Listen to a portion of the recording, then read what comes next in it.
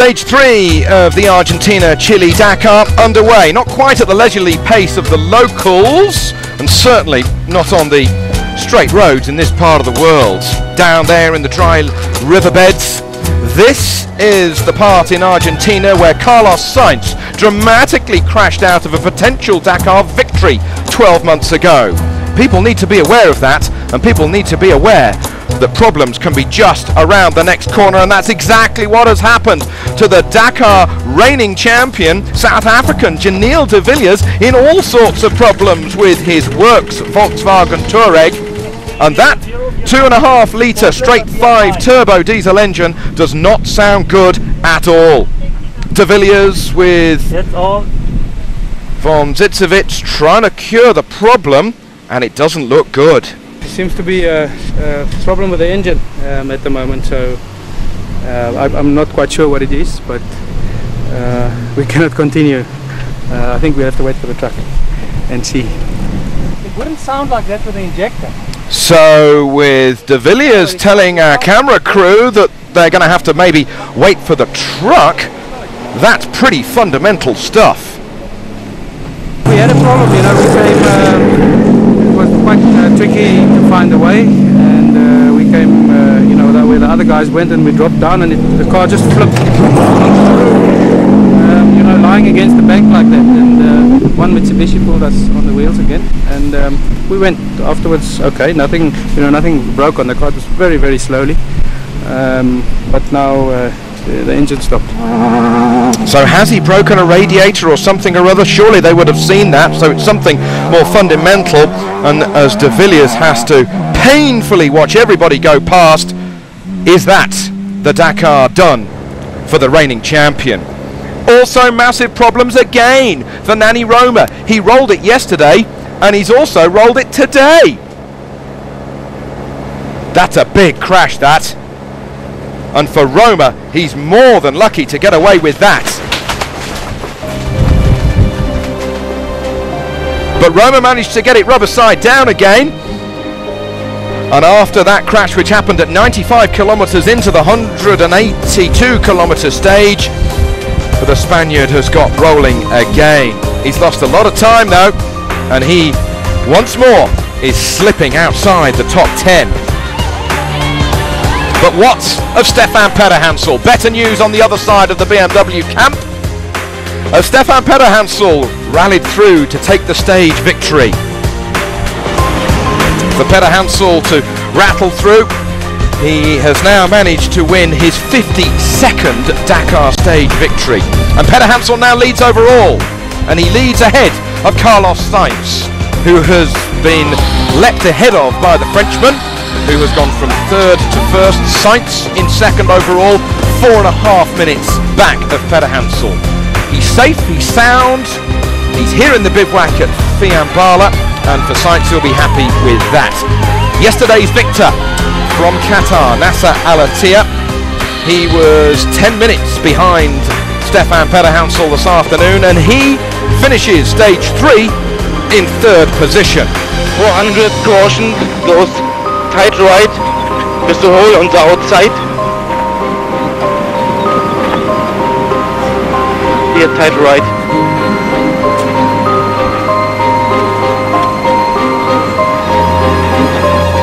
And we haven't seen much this year of America's Mark Miller, but Miller has been playing it very safe and very sound.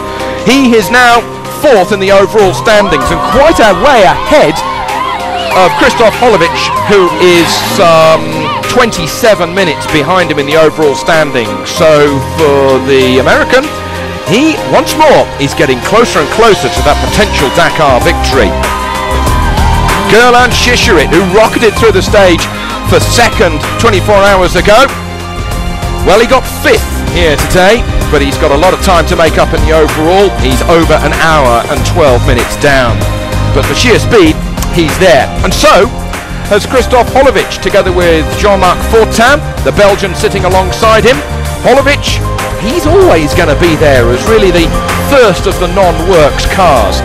8th on the stage today, and he's well and truly in touch. Robbie Gordon having trouble today. He's lost 54, nearly 55 minutes with the two-wheel drive Hummer.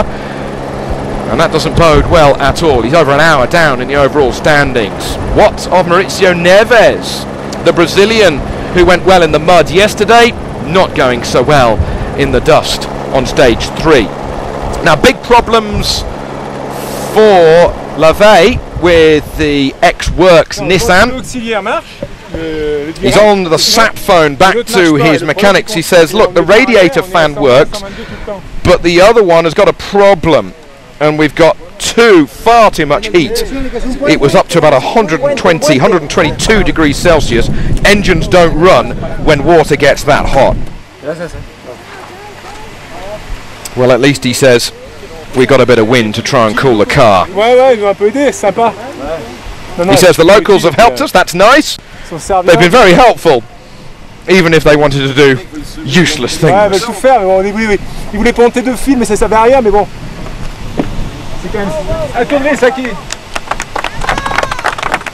Whilst the locals are there, he asks them which way's best. Gives them the thanks and he gets on his way.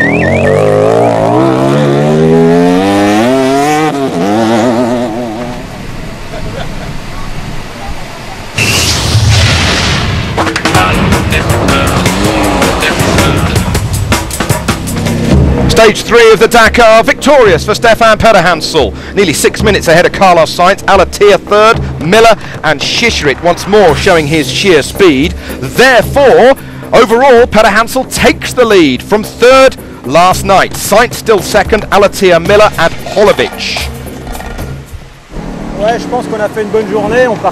We started 6th this morning and we finished first after passing Alatia close to the end of the stage. Wasn't an easy stage, short in kilometres, but the dunes were very soft.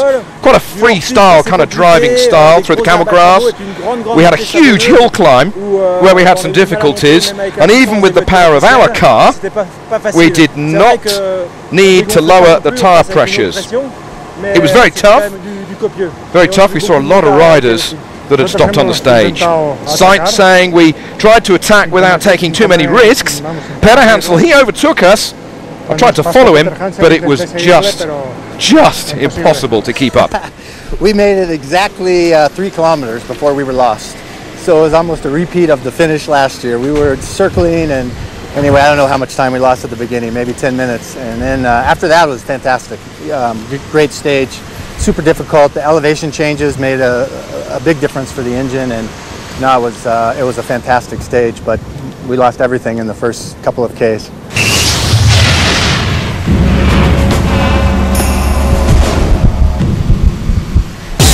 The trucks got underway on stage 3 from La Rioja down to Fiambala. Into the desert they went. On the stage, Vladimir Shigin was victorious, taking nearly 3.5 hours to complete the stage, but he wasn't able to eke out enough of an advantage through the sand to keep the overall lead. Kabirov has taken that overall lead now by just 1 minute and 17 seconds.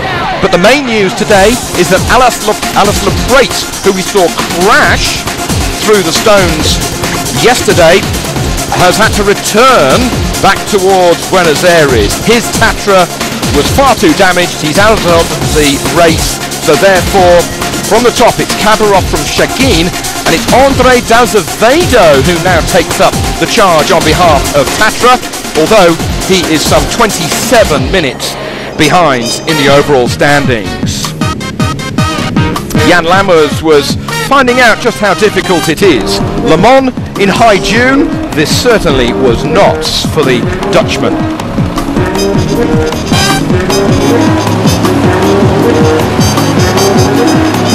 Narrow passages through the Fesh and through the dry riverbeds were giving people a taste of what was ahead.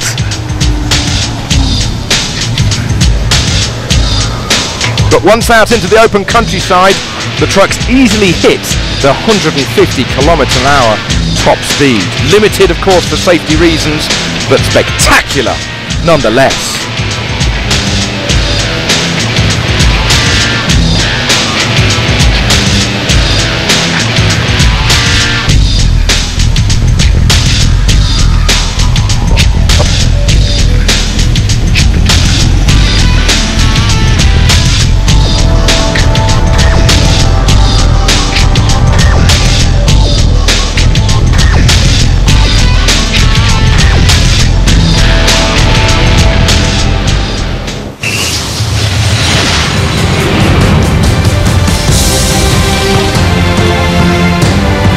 The next stage is stage 4 of the Dakar. We go from Fiambala down towards Copiapo. We cross into Chile and we go into the Atacama Desert, 50 times drier than Death Valley in California. If that's not a taster for what we've got ahead here on this year's rally, well, I don't know what is. Join us soon for more action.